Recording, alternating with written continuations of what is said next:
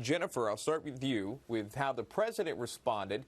And then your thoughts on this. He didn't directly name the president, though it seemed that's who he was targeting in that address.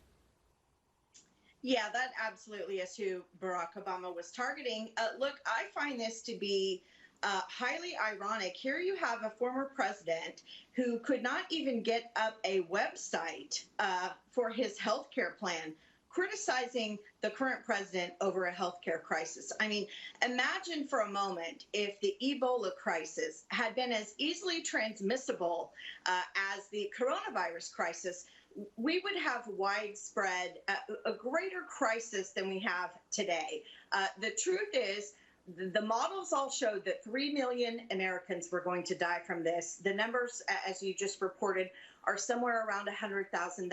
That's not great, but it's much lower than it could have been. And that is thanks to the early action that President Trump took back in late January to shut down flights from China and to do other things to stop the spread. So I think the criticism is unfounded, and it's highly ironic. As I said, this is an administration who stumbled out of the gate, admittedly, by their own admission, in not being able to set up something as simple as a health exchange on the internet. Yeah. If you can imagine how the Obama administration would have handled this, it would have been a disaster. Richard, criticism could be said on both sides, to be fair.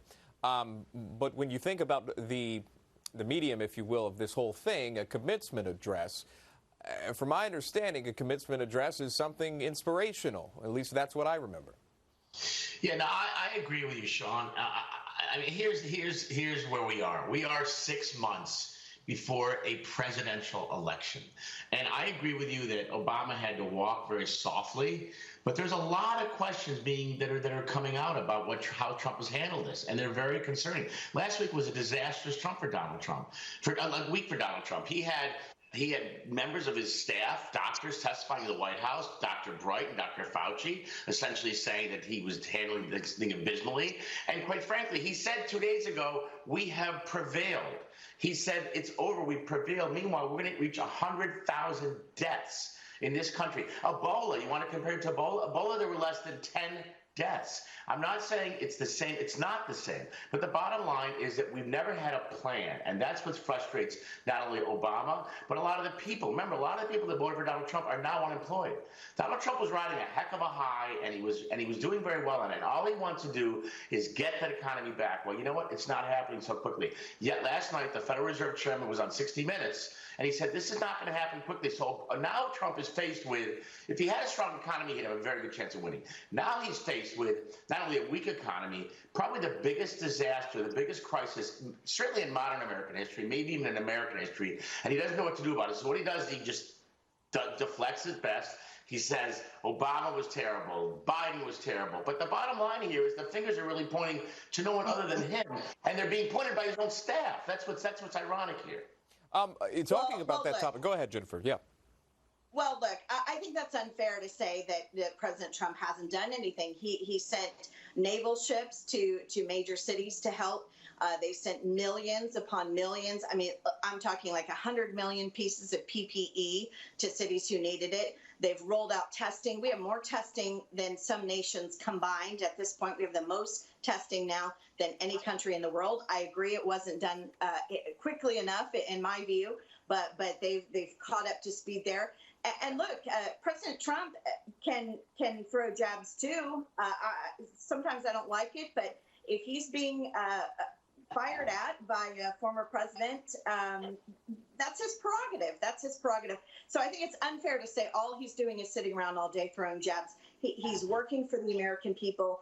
Today alone, he's going to be holding a press conference with the leaders of industry, right, talking once again how to get the country back to work. And this is where Donald Trump shines, yeah, as a CEO with those titans of industry around the table, talking about how to get the Hold on, let me jump in. Let me jump in really quick. I only have a few minutes left with you. I think less than 2 minutes, and I want to get to this next topic because you both are kind of hovering around it anyway. President Trump here also pushing Senator McConnell to concerns about Obamagate, if you will, and taking these concerns about it more seriously.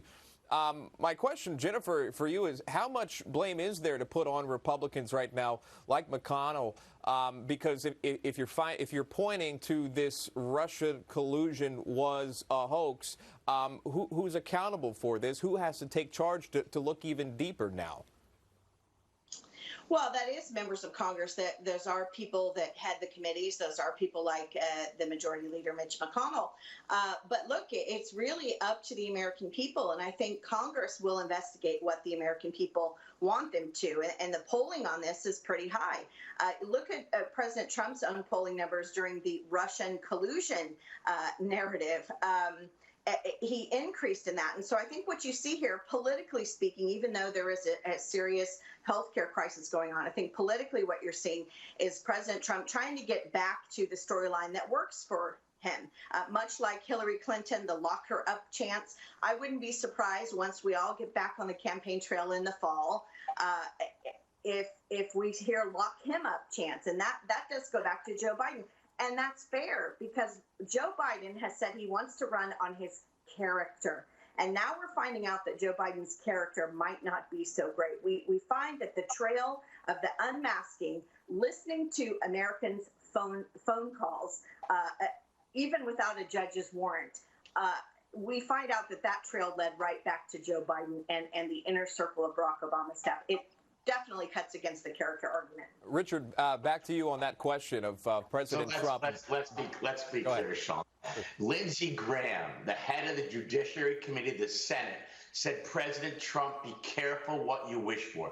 Donald Trump is a master at deflection. He's trying to get the attention away from the COVID crisis, away from unemployment, away from everything that's being hit us from all angles. So he's moving it to Flynn, to Obamagate, whatever he wants to call it. The bottom line is that Lindsey Graham, his own leader of the Judiciary Committee, said, Donald Trump, be careful what you wish for. Don't forget, Donald Trump said this week, this is the biggest hoax in American history. We have now had the 4 biggest hoax in American history during his tenure.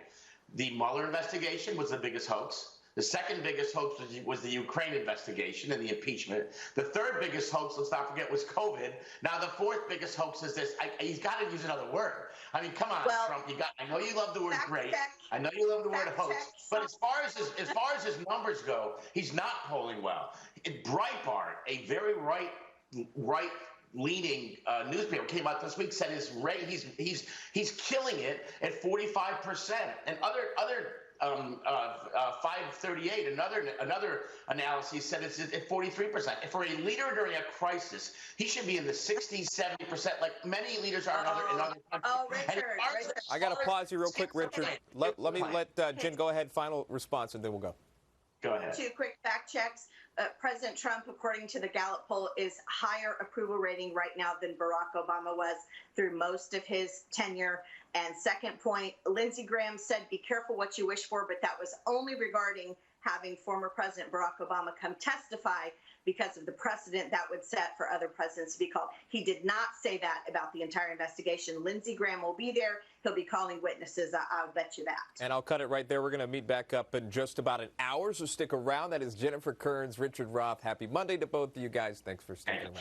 You got it.